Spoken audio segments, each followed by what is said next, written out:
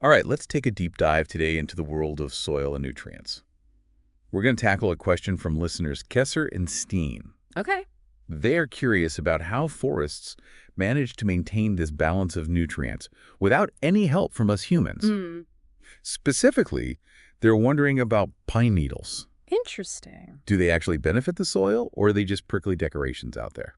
That's a question that causes a lot of debate, actually, between gardeners Yeah. and nature enthusiasts. Well, Kesser and Steen have been doing some reading, trying to get a clear answer, Yeah, but they're feeling a bit overwhelmed by all the information out there. I bet. So we're going to break it down for them and for you, and hopefully uncover some surprising truths about pine needles and the health of our soil. Let's do it. First things first, do pine needles actually contain nutrients that can benefit the soil? They do. They do contain nutrients. Now, even though they may not be as quick to break down as some other organic materials, Yeah. pine needles do have a variety of nutrients that are essential for plant growth, including nitrogen, phosphorus, potassium, Okay. calcium, and magnesium. Wait, hold on. So they have all those nutrients, but they decompose slowly. Yes. So doesn't that mean that those nutrients are basically locked away, like some kind of time capsule buried in the soil? That's a good point, and that actually leads into one of the benefits of using pine needles as a soil amendment. Because they do decompose so slowly, Right. they act like a time-release fertilizer, slowly giving nutrients to the soil over a longer period of time. Okay, so instead of a quick burst of nutrients, they provide a slow and steady supply. Got it. Yeah, exactly. Yeah. And it helps create, I think, a more stable and balanced soil environment.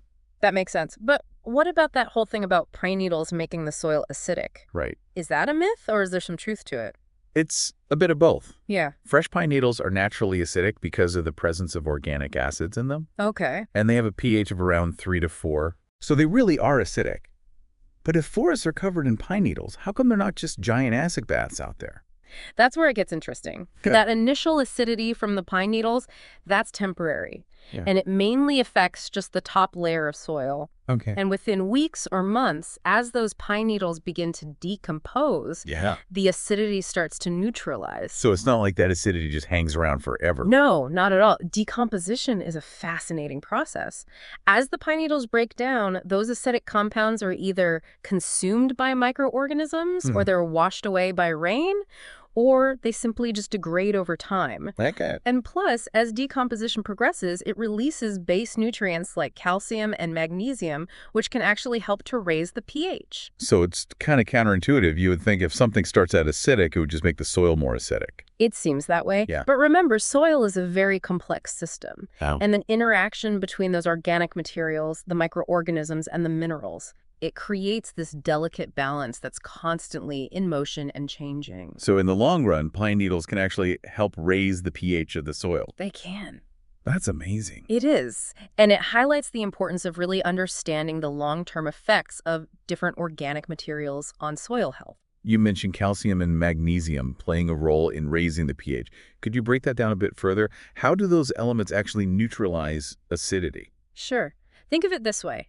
Those calcium and magnesium ions act like Pac-Man characters, gobbling up the hydrogen ions that make things acidic. So as the concentration of hydrogen ions decreases, Yeah. the pH level goes up. So they're basically cleaning up those acidic elements in the soil. Yeah, you could put it that way. It's a natural buffering system that helps regulate the pH of the soil. Now, I know some gardeners will use wood ash to adjust the pH of their soil. Yeah. How does wood ash compare to pine needles in terms of its effect on acidity? Well, wood ash is kind of like the express lane to raising pH. It acts as a base immediately, neutralizing acidity right away. Okay. Pine needles, on the other hand, take the scenic route. They gradually neutralize acidity over time as they decompose. So wood ash is a quick fix, while pine needles offer a more gradual and sustained approach. Exactly. Got it. Yeah.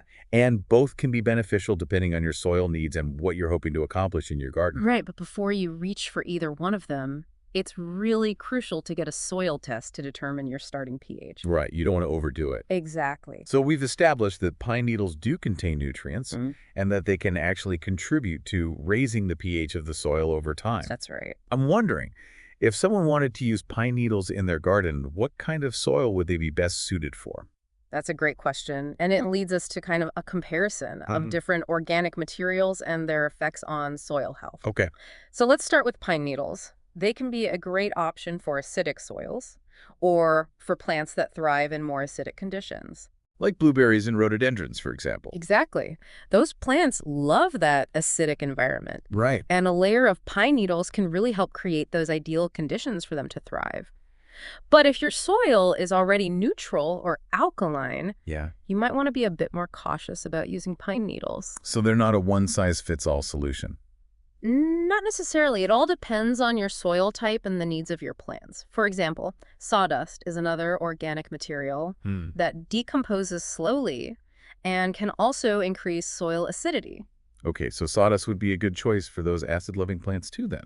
It could be, but there's a catch. Oh. Sawdust decomposes even slower than pine needles. Okay. And as it breaks down, it can actually tie up the nitrogen in the soil, making it less available to your plants. So it's kind of a double whammy, increasing acidity and potentially depriving the plants of nitrogen. Exactly. Oh, wow. So that's why it's important to use sawdust sparingly and in conjunction with other materials that can provide a more balanced approach. Now, I'm curious about wood chips. They seem to be pretty popular for garden paths and landscaping. Yeah. What impact do they have on soil health? Well, wood chips are a bit different from sawdust. Okay. While they also decompose slowly, they're really good at improving soil structure. Okay. They increase air circulation, and they can help the soil to retain moisture. Yeah. However, they don't really contribute as much to microbial activity as sawdust or pine needles because of their slow breakdown rate. So they're good for soil structure, but not necessarily a powerhouse of nutrients. Right. Now let's talk about leaves. Okay. They're a readily available resource for most people, and a lot of gardeners use them as soil amendment. Yeah. I mean, I love the idea of using something that's already in my yard. Right. But are all leaves created equal in terms of their effect on the soil? Well, not quite. Deciduous leaves, like those from oak, maple, or beech trees, are generally neutral to slightly acidic. They're a great source of organic matter, and they break down relatively quickly, which enriches the soil with nutrients and boosts that microbial activity. So they sound like a great all-around choice. They are, and they make excellent mulch, which further improves the soil structure and provides a great habitat for those beneficial microbes and fungi. Right. Now, pine needles, as we discussed, are more acidic. Yeah. And they can lower that soil pH, so they're best suited for either acidic soils or acid-loving plants. What about grass clippings and other soft leaves that decompose quickly? Those tend to be more neutral and have a very minimal impact on the pH. They're a great source of nitrogen and decompose rapidly, giving your plants a quick boost of nutrients. It's like a nitrogen buffet for the soil. Exactly. And then finally, we have the option of using a mix of leaves, which I think offers a nice balanced approach. Okay. It combines the benefits of different types of leaves without causing any drastic changes to the pH. So mixing it up is a good strategy. It can be. It's all about creating a diverse and balanced soil ecosystem to support a wider range of life. It sounds like there's a lot more to think about than just tossing some leaves on the garden bed. There is. Speaking of thinking about things, let's address a couple of common myths about soil amendments. Okay. Myth-busting time. All right. What's the first myth on our list? Just add more compost to the soil. Okay. While compost is really good for your soil's health, too much of a good thing can actually be detrimental. Really? How so? Well, excessive compost can lead to problems like stunted growth in plants and even phosphorus leaching because of that overly high organic matter content. It's like overfeeding your plants. It can actually do more harm than good. So even with something as beneficial as compost, moderation is key. Absolutely. Balance is crucial in all aspects of gardening. Okay, what's the next myth we need to debunk? Tree roots only go as far as the drip line. I've definitely heard that one. Yeah. That doesn't seem quite right, does it? No, it's a misconception that can lead to some, let's say, unfortunate planting decisions. In reality, many tree roots extend far beyond the drip line, often 3 to 4 times the diameter of the tree's crown. Wow, that's way further than I would have imagined. It is. So we need to be mindful of those extensive root systems when we're planting near trees. Yes, absolutely. And those roots play a crucial role in soil stability and erosion control. They're like nature's anchors. It's incredible to think about this intricate web of life that exists both above and below ground. It is. And the more we understand about those connections, the better equipped we are to care for the environment and create thriving gardens and landscapes. Well, this has been an incredibly insightful deep dive into the world of soil and nutrients. It has. I feel like I'm already looking at those piles of leaves in a whole new light. You too. Yeah. They're not just yard waste. Right. They're a valuable resource for Yeah. building healthy soil. And for our listeners, we hope this deep dive has given you a new appreciation for the complexity and beauty of the soil beneath our feet. You know, it's amazing how this whole conversation about pine needles has really expanded into a much broader exploration of soil health and ecosystem dynamics. Yeah, it's like we started by focusing on just one ingredient, and now we're seeing the whole recipe for a thriving garden. Exactly. And like any good recipe, balance is key. We need to consider all those different components, the organic matter, the microbes, the fungi, the pH, to create a truly harmonious and productive environment. It's like an intricate dance with all those elements working together in sync. That's a great way to put it. It's a dance that's been going on for millions of years, long before humans ever started gardening. And that brings us back to Kesser and Steen's question about how forests manage to stay so healthy without any intervention from us. Right. Like, think about those pine needles we were talking about. They decompose so slowly. Right. They may not be the quickest providers of nutrients, Yeah. but they play a crucial role in that slow buildup of organic matter in the forest floor. So it's like they're creating this slow-release savings account of nutrients for the whole ecosystem. Yeah, I like that analogy. And then you have those faster decomposing leaves and other organic materials that can provide those more immediate bursts of nutrients. Right. It's a beautiful system of checks and balances. And let's not forget those microscopic decomposers doing all that incredible work down there. Yeah. They're like the tireless recycling crew, Yeah. constantly breaking down the organic matter and making those nutrients available to the plants. They're the unsung heroes of the forest. Absolutely. It's amazing to think about how much is actually happening beneath our feet Right. that we don't even really think about. It really is. And it shows how important it is to understand these complex interactions so that we can garden and manage our landscapes in a way that supports all those natural processes. Well, speaking of gardening, let's go back to some practical applications of all this stuff we've been talking about. So if someone's out there and they want to use pine needles in their garden, what would your advice be? I'd say, first and foremost, consider your soil type and the types of plants you're growing. So if you have an acidic soil and you're growing acid-loving plants, things like blueberries or rhododendrons, then pine needles can be a great mulch for you. But if you have a more neutral or alkaline soil, you might want to be a bit more cautious. Exactly. You don't want to overdo it and end up with nutrient deficiencies or create pH imbalances. So what would be a better approach in those cases? I'd say in those situations, a mix of organic materials is often the best strategy. Combine those pine needles with some deciduous leaves, maybe some grass clippings, or even compost to create a more balanced blend. So kind of like a custom blend fertilizer for your garden. Exactly. Based on the needs of your plants and your soil. Precisely. And remember, observe. Pay attention to how your plants are actually responding to the amendments you're adding. Yeah, that's great advice. Speaking of observation, I'm curious, how can we encourage a healthy population of all those beneficial microbes and fungi that we were talking about in our own gardens? There are a few things you can do. First, try to minimize or even eliminate the use of those synthetic pesticides and herbicides. Yeah. Because those can really disrupt that delicate balance in the soil. So working with nature rather than against it. Exactly.